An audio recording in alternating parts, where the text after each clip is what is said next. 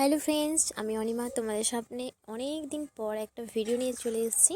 ভিডিওটা হচ্ছে বড় কাছারি পুজো দিতে যাবো, সেটাই হচ্ছে তোমাদের সাথে শেয়ার করছি।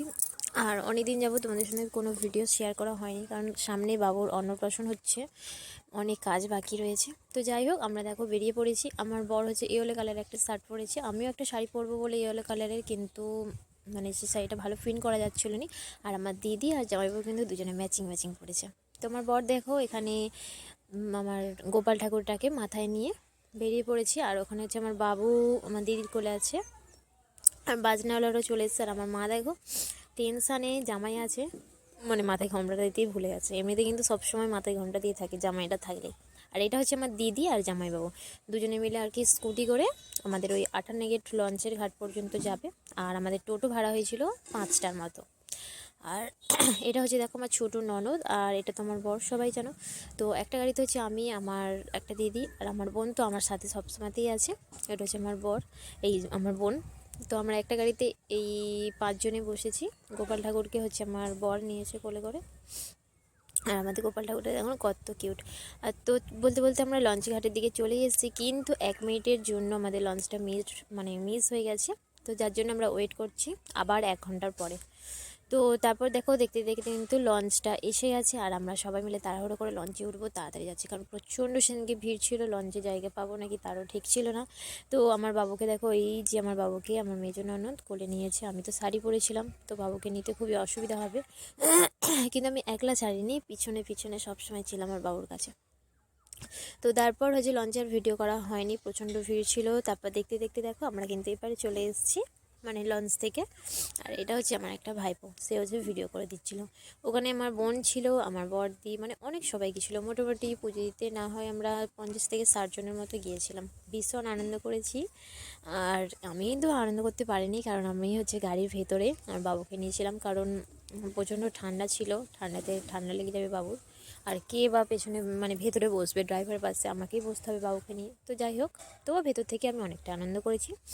তো দেখো এইরকম হচ্ছে এপারে চলে এসে, এপারে দেখো এরকম দুটো গাড়ি, ছোট হাতি না কি বলে আমি ঠিক জানি না অতটা। তো এরকম গাড়ি দুটো ভাড়া করা হয়েছে, একটাতে হচ্ছে শুধু ছেলেরা ছিল, আর একটাতে হচ্ছে শুধু মেয়েরা ছিল।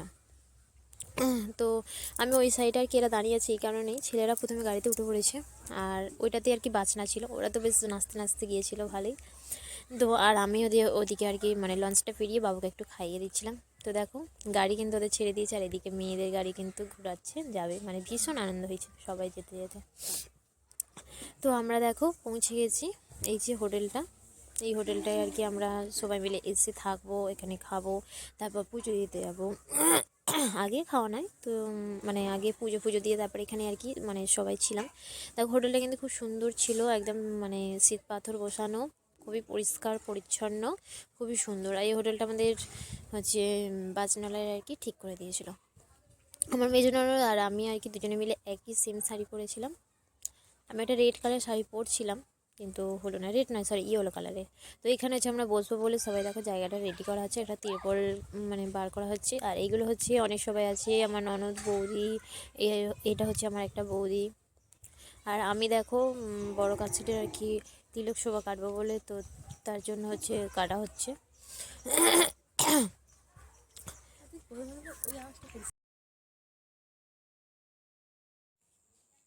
তো তারপর দেখো হচ্ছে আমার বাবুকে আর কি এরকম ওড়না দিয়ে সাজিয়ে দিয়েছে সুন্দর করে, আর আমার বাবু কিন্তু খুব কিউট লাগছিল। তো তারপর দেখো আমার বর হচ্ছে স্নান করে এরকম একটা ব্লু কালারের ড্রেস পরে, তারপর হচ্ছে গোপাল ঠাকুরকে মাথায় নিয়ে আর কি যেতে হয়। আর এদিকে হচ্ছে আলোচনা করেছিল, ফুলের মালাটা পাওয়া যাচ্ছিল না, সেটা হচ্ছে গাড়িতেই রয়ে গেছিলো, অবশ্য মনে ছিল না, মানে এত লোকের ভিড়ে আর প্রথম কাজ তো মানে সব কিছু যেন তালগোল পাকিয়ে যাচ্ছিলো। তো তারপর আমার বাবুকে দেখো মালাটা পরিয়ে নিয়ে যাওয়া হচ্ছে, ওকে কিন্তু মালাটা পরতে আরও সুন্দর লাগছিলো, কিন্তু হচ্ছে মালাটা দোষের মধ্যে ও কী করছিলো না, খেয়ে নিচ্ছিল গালি। আর তারপর তো সেই জন্য আমি কিন্তু সবসময় মানে ওর পিছু পিছু আছে। ওইটা হচ্ছে আমার মেজদি আর কি আমার বাবুকে নিয়েছিল। আর সেখানে আর কি এত ভিড়, তো তোমরাই দেখো প্রচণ্ড ভিড় ছিল ঠাকুরথানেতে। বাবুকে নিয়ে তো ঠাকুরথানে আর কি উঠতেই পারেনি, মানে এতটা ভিড় ছিল, কিন্তু কিছু করার ছিল না। তো এত ছোটো বাচ্চাকে নিয়ে মানে ঠাকুর সবই জানে, সেই জন্য আর কি ওপরে যে ওপরটাই আর কি থানে ওঠা হয়নি, এরকম ঘুরেই ঠাকুরের জড়ন আর কি মাথায় বলি দিয়ে নিয়ে চলে আসতে হয়েছিলো। আর আমার বর আর আমি উঠে পুজোটা আর কি দিয়ে দিয়েছিলাম। মানে প্রচণ্ড ভিড় ছিল, এতটা ছোটো বাচ্চা ওর উপরে উঠলে হয়তো হাঁপিয়ে যাবে। তো যাই হোক, তাই সেই জন্য আর কি ওঠা হয়নি। আর তারপর হচ্ছে মানে পা আর কি প্রচুর স্লিপ কাটছিল, আর নিচে এত চ্যাটচ্যাট করছিল কি বলবো। তো তারপর দেখো আমি তো আর লোভ সামলাতে পারিনি, পুজো দিয়ে খিচুড়ি ভোগ খেতে চলে এসেছি। আর খিচুড়ি ভোগটা কিন্তু দারুণ ছিল। তো তারপর একটু মেলাতে ঘুরে টুরে এবারে বাড়ির দিকে রওনা হব। খুবই ক্লান্ত ছিলাম, মানে প্রচুর ক্লান্ত, সেই সকালবেলা বেরিয়েছিলাম।